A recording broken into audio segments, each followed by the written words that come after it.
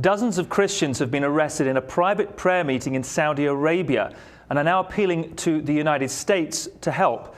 Some 28 people were rounded up on Friday by the hardline Islamists from the Commission for the Promotion of Virtue and Prevention of Vice, for that Mark Reed Religious Police, in the home of an Indian national in an eastern Saudi city. The fate of these individuals is now unknown. Nina Shea, director of the Washington-based Hudson Institute Center for Religious Freedom, had the following to say, quote, Saudi Arabia is continuing the religious cleansing that has always been its official policy. It is the only nation-state in the world with the official policy of banning all churches. This is enforced even though there are over 2 million Christian foreign workers in that country. Those victimized are typically poor from Asian and African countries with weak governments. So what is the crime? Is it a crime to just practice Christianity? It's not officially a crime, but it's a grey area. The answer to that, the short answer to that is yes, in theory. In terms of principle, no, they are outwardly permissive, but there's no churches, and provided that you practice your faith in the privacy of your own home, they kind of turn a blind eye to it. But to all intents and purposes, it's illegal. Has there been any official statement on this? There's been nothing, no official statement thus far.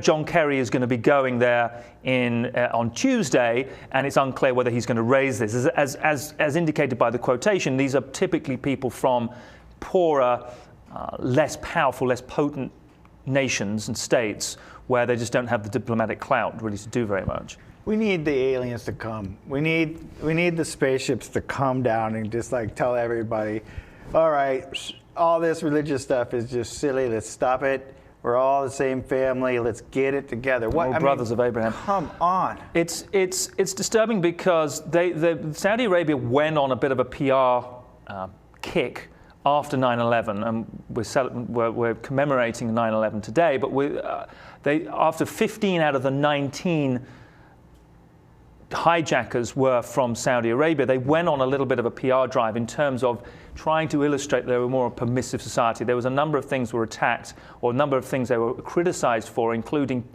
the textbooks that they use in schools as teaching an anti-Jewish, anti-Christian, basically anything that was anti-Wahhabi religious message.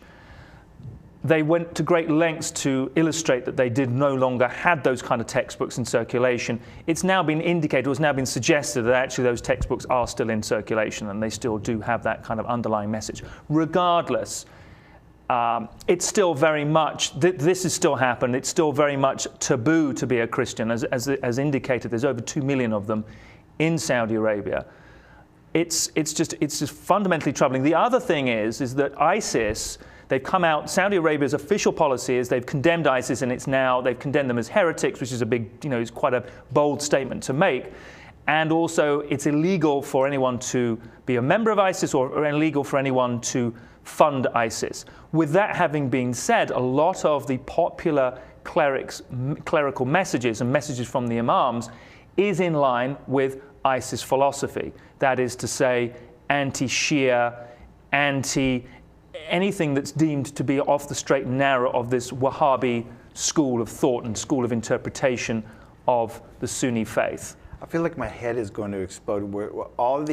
You have all these various major religions broken down into subsects and subsects and subsects, and if we could pull ourselves back far enough and see like that we're just this little blue marble floating in space, and how is it that we became all enemies of one another?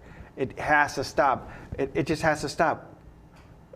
My God, come Wise on, why words. can't we all get along? Wise words. Sake. Let's all hold hands. I don't know if that's really going to work. I mean, it's a theocracy, so the extent to which the king's in power, he's given leave to do whatever he wants by the clerics and the imams, who are then themselves put in positions of power. So it all comes, and they can shape and form social and theocratic agendas. So it's all self-serving. So it all comes down to power. And obviously Saudi Arabia is oil. And the other thing just to think about is that the Saudi Arabia, as a Gulf state in its particular position, is a friend, in inverted commas, of the United States. Yeah, and people are afraid to call them out on human course. rights violations because of the financial power that they wield and because of the oil that they control. They get away with this. Nobody will take them to task on these kind of things and force the crown to step up and speak out against these kind of actions. No.